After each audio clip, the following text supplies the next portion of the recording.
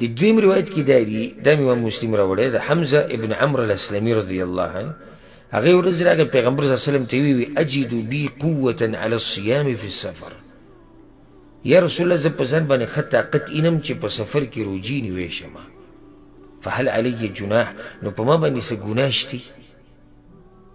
چې روجې نیسم پیغمبر صلی الله علیه وسلم ورته ویې هي رخصة من الله دا روجې په سفر کې نه نیوه د الله د طرف نه یو رخصت دی فمن اخذ بها فحسن که چا په دې رخصت عمل وکړو ډېره ښه ده ومن احب ان یصوم فلا جناح علیه او که څوک روجه نیوه غواړي نو څه ګناه پرې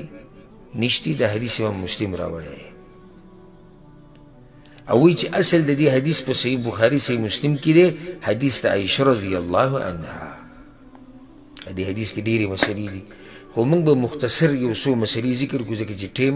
د ماسخوتن بانک ته لږ دی یو څو مسلې به مختصر ذکر کړو اولنۍ مسله هغه دا ده د دې نه دا واضح شوه د دې حدیثونو نه چې مسافر سره اختیار شتي که روجه نیسي او که نه نیسي یو روایت کې واضح دقه شان راغلي پیغمبر صلی الله علیه وسلم د حمزه ته ویلي صحابي ته د تپوس یې چې وکړو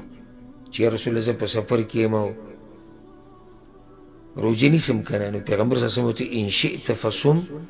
و ان شئت فافطر که دې خوښی روجې نیسه او که دې خوښی مه نیسه اختیار دی تا ته نو اول خو دا مسله ثابته شوه مسافر که روجه نیوه غواړي ودې نیسي که نه نیسي نه دې نیسي وروسته دې بیا قضا راوړي او دا خبره خو الله په قرآن کې هم کړې ده ومن كان مريضا او على سفر فعدة من أيام أخر بعض علماء ګوره له دا ویلي دي په سفر کې روجه د سره نه قبلیږي اگر که د هغوی قول کمزوری یې نیو خو دا مسله دې نه واضح شو